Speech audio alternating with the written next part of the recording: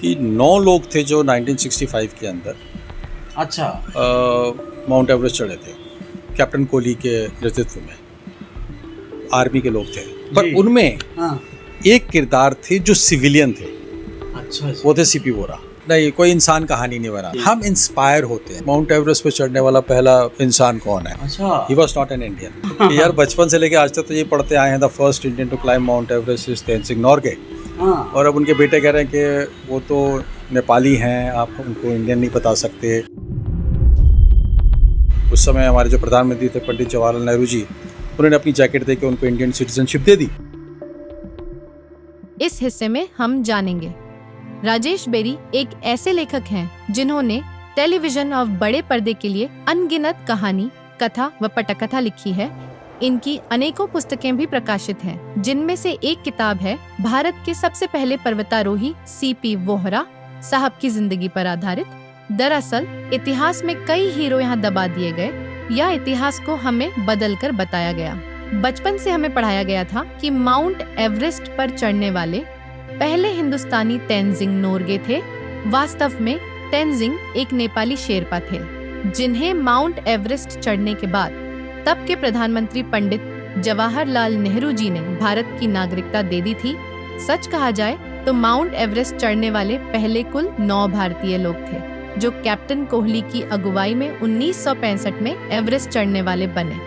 अब आप लोगों को यह भी बताना जरूरी है कि इस टीम में 8 आर्मी के ट्रेंड जवान थे, जबकि एकमात्र सिविलियन जो व्यक्ति थे वो हैं सीपी वोरा जी, जो अभी भी जीवित हैं और अपने बच्चों के साथ यूएसए में रहते हैं। जी हाँ, राजेश बेरी ने इस सच्चे इतिहास को खोज निकाला और इन पर यह किताब लिखी, जिसका नाम है सीपी वोहरा।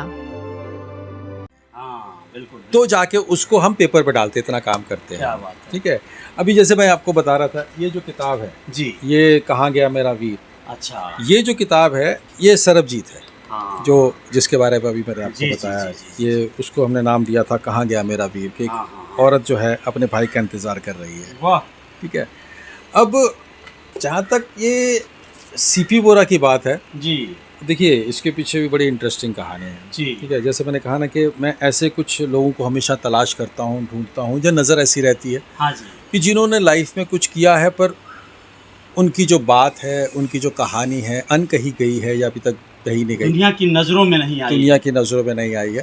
तो एक बार क्या हुआ कि हमारे कुछ बच्चे थे यहाँ पर जी मुंबई में, तो बच्चे जो थे वो कह रहे थे कि आए ऐसे कहीं एक ट्रैकिंग करके आए, छोटा पहाड़ चढ़ गया है, अच्छा तो हाथ पैर छिल गए थे और बहुत वो कर रहे थे कि हमने बहुत ऊंचाई चढ़ ली, इतने मीटर चढ़ गए, इतने मीटर चढ़ गए। तो हमने एक सवाल पूछ लिया, मैंने कहा आपको पता है कि दुनिया की सबसे ऊंचा शिखर कौन सा है, कौन सी पहाड़ है? तो किसी ने जवाब दिया, किसी ने नहीं दिया, पर मोस्टली बोल दिया माउंट एवरेस्ट। फिर मैं दूसरा सवाल पूछा कि माउंट एवरेस्ट पर चढ़ने वाला पहला इंसान कौन है? जी तो 90% लोग ने जवाब नहीं दिया, पर गूगल सब करने लग गए और हाँ। फिर सबने बोला first Indian was Tenzing Norgay. अच्छा सो उस वक्त फिर मन में एक बात आई कि कितना मुश्किल है किसी से ये सवाल पूछते और गूगल में ढूंढते हैं जो हमारे हिंदुस्तान की ही पहचान है। तो हमने सोचा कि चलो तेनजिंग नोर्गे पर कहानी कही जाए, पिक्चर बनाई जाए। तो उसके रहते हम नेपाल गए अच्छा और नेपाल में हमने काफ़ी काम किया इसके ऊपर। जी और नेपाल में काम करते करते हमने कहानी भी बना ली, रिसर्च किया। अच्छा नेपाल के बाद फिर हम इनसे जो जामलिंग, जो इनके छोटे बेटे हैं, हाँ दार्जिलिंग में रहते हैं, उनसे मिले, राइट्स लिए हमने। अच्छा। लेकिन उसके बाद सब कुछ हो गया था, इसके डायरेक्टर भी फाइनल हो गए थे, प्रोड्यूसर फाइनल हो गए, फिल्म बनने वाली थी। लेकिन अचानक क्या हुआ कि एक मेल आया हमको उनके बेटे से कि हमारे पिताजी को हिंदुस्तानी मत बताइए, अच्छा he was not an Indian. तो ये थोड़ा सा मेरे जैसे एक छोटे और कॉमन आदमी के लिए बड़ा मतलब अजीब सा था डाइजेस्ट करना कि यार बचपन से लेके आज तक तो ये पढ़ते आए हैं, the first Indian to climb Mount Everest is Tenzing Norgay. हाँ और अब उनके बेटे कह रहे हैं कि वो तो नेपाली हैं, आप उनको इंडियन नहीं बता सकते।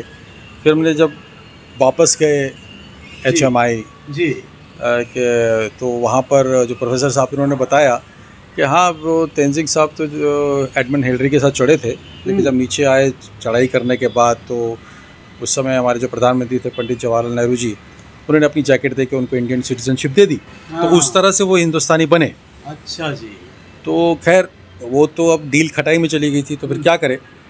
तो अचानक वहाँ के जो प्रोफेसर हैं और हमारे एक मित्र हैं राजेश शुक्ला, उन्होंने हमको बताया कि 9 लोग थे जो 1965 के अंदर अच्छा। माउंट एवरेस्ट चढ़े थे, कैप्टन कोहली के नेतृत्व में, आर्मी के लोग थे। पर जी। उनमें हाँ। एक किरदार थे जो सिविलियन थे, अच्छा जी। वो थे सीपी वोरा।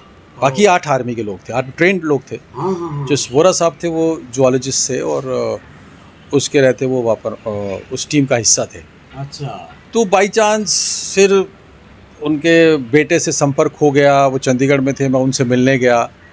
और जब मिला, वो तकरीबन मैं उनके साथ रहा था, कोई 6-7 महीने रहा उनके साथ। उस टाइम तो उनकी काफ़ी एज हो गई रही होगी। हाँ, उस सब अभी भी वो बहुत अच्छी हेल्थ में हैं और इस समय 91 ईयर्स के हैं। ओह। उस समय 87 के आसपास के थे। हाँ। तो उन्होंने फिर मुझे अपने बारे में और अपने इस मिशन के बारे में बताया, जो रियली बहुत इंस्पायरिंग था। ओह। मतलब अगर मैं बात करूं, अगर आप देखें तो कि उनकी कहानी बड़ी छोटी सी, एक लाइन में बताता हूं कि ये अभी जो हिलन विलेज है पाकिस्तान ऑक्युपाइड कश्मीर में, अच्छा जी। वहाँ पर वो मतलब बड़ी खुशहाल परिवार में रहते थे। जी जी। लेकिन 1948 में जब पाकिस्तान ने हमला किया तो उनको छोड़ के, सब कुछ छोड़ छाड़ के आना पड़ा, सब लोग मारे गए। जी। तो जब वो जम्मू में थे तो स्कूल में जाते थे तो लोग छेड़ते थे, तो रेफ्यूजी है, तो पाकिस्तान जा, तो कश्मीर जा। तो एक दिन रोते हुए उन्होंने अपने पिताजी से पूछा कि पिताजी मेरा देश कौन सा है, मेरी धरती कौन सी है। ओह। तो उनके पिताजी ने उनको बोला, कोई भी देश, कोई भी धरती किसी को नाम नहीं देता, आपको ऐसे कार्य करने होते हैं जिससे वो धरती, वो देश उस नाम से, आपके नाम से जाना जाए। क्या बात, वाह। बस ये लाइन जब उन्होंने मुझे सुनाई हाँ। तो मैं बहुत इंस्पायर हो गया और वहाँ से मैंने उनकी जीवनी लिखनी शुरू की और वो किताब बिल्कुल